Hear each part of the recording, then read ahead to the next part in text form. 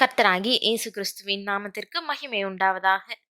கர்த்தருக்குள் பிரியமானவர்களே, இந்த நாளுக்கான சிந்தனை பகுதியை நாம கொஞ்ச நேரம் எடுத்து சிந்திச்சு பார்க்கலாம். எத்தனை சத்தியங்களை கேட்டாலும் நம்ம அனுதின வாழ்க்கையில எந்த மாற்றங்களும் இல்லாம வாழ்றதுன்றது இன்றைய காலகட்டத்துல சகஜமான ஒண்ணு ஆயிடுச்சு இல்லையா?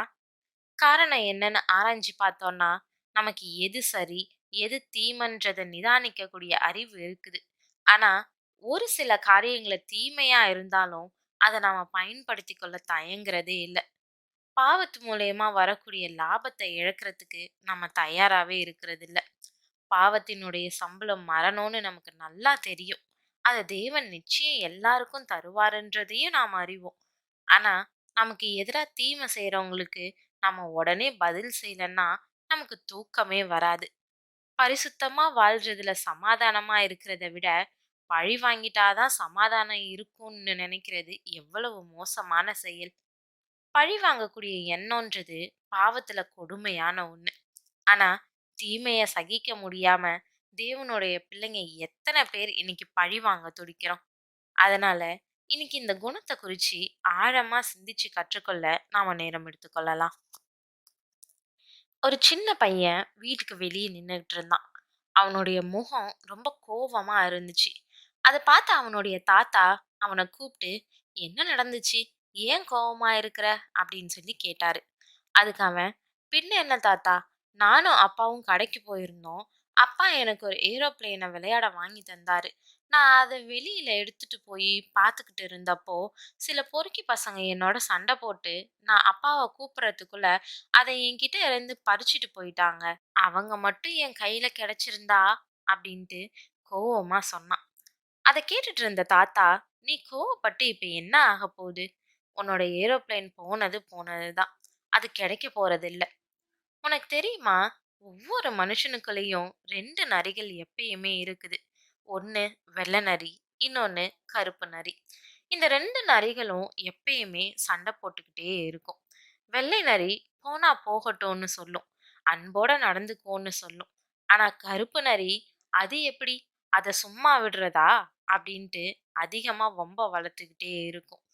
அப்ப அந்த சின்ன பையன், எந்த நரி ஜெயிக்கும் அப்படின்னு சொல்லி கேட்டான். அதுக்கு தாத்தா, எதுக்கு நாம அதிகமா தீனி போடுறோமோ அதுதான் அப்படின்னு சொல்லி சொன்னாரு. ஆம் பிரியமானவர்களே, நாமளும் கூட அநேக வேளைகள்ல நம்மள குறிச்சு யாராவது எதையாவது சொல்லிட்டாங்கன்னா, அதையே நினைச்சு ஆரம்பத்துல வருந்துகிற நாம, அதுக்கப்புறம் அதையே கோபமா மாற்றி, எப்படி அப்படி சொல்லலாம்? நான் அவருக்கு என்னென்ன நன்மைகள் செஞ்சிருக்கிறேன். அதையெல்லாம் மறந்துட்டு என்னை இப்படி சொல்லிட்டாரேன்னு மனசு குமுறிக்கிட்டே இருக்கும். நைட் எல்லாம் தூக்கம் கூட வராம உள்ளம் பொறுமிக்கிட்டே இருக்கும். உன்னிடத்தில் நீ அன்பு கூறுவது போல பிறனிடத்திலும் அன்பு கூறுவாயாக என்கிற இந்த ஒரே வார்த்தையிலே நியாயப்பிரமாணம் முழுவதும் நிறைவேறும். நீங்கள் ஒருவரை ஒருவர் கடித்து பட்சித்தீர்களானால் அழிவீர்கள். அப்படி ஒருவரால் ஒருவர் அழிக்கப்படாதபடிக்கு எச்சரிக்கையா இருங்கள்னு கலாத்தியர் 5:14-15 நமக்கு அறிவுறுத்துது. சில வேளைகள்ல நாம அநியாயமா குற்றம் சாட்டப்பட்டு நாம செய்யாத குற்றத்தை நம்ம மேல சுமத்துவாங்கன்னா நம்ம ஒடுங்கி போறது சகஜம். அதையே யோசிச்சு யோசிச்சு தூக்கம் வராம புரண்டுட்டு இருக்கிறதும் உண்டு.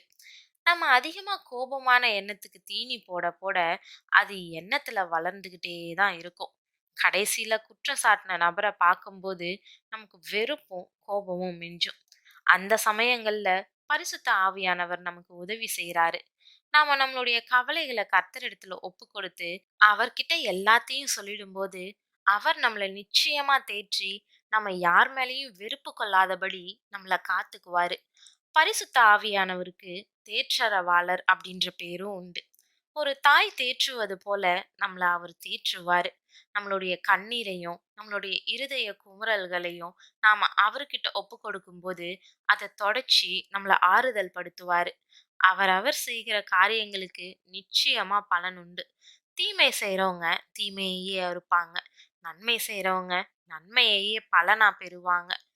பிரியமானவர்களே, பழிவாங்குதல் எனக்குரியது, நானே பதில் செய்வேன் என்று கர்த்தர் சொல்லுகிறார் என்று எழுதியிருக்கிறபடியால் நீங்கள் பழிவாங்காமல் கோபாக்கினைக்கு இடங்கொடுங்கள்.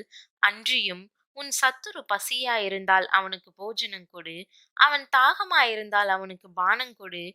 நீ இப்படி செய்வதினால் அக்கினி தழலை அவன் தலையின் மேல் குவிப்பாய். நீ தீமையினாலே வெல்லப்படாமல் தீமையை நன்மையினாலே வெல்லுன்னு ரோமர் 12:19-21 எழுதியிருக்கிறபடி நாம பழி வாங்காம கர்த்தர்கிட்ட அதை விட்டுட்டு தீமைய நன்மையினால வெல்லும்படியா அவரிடத்துல ஒப்பு கொடுப்போம்.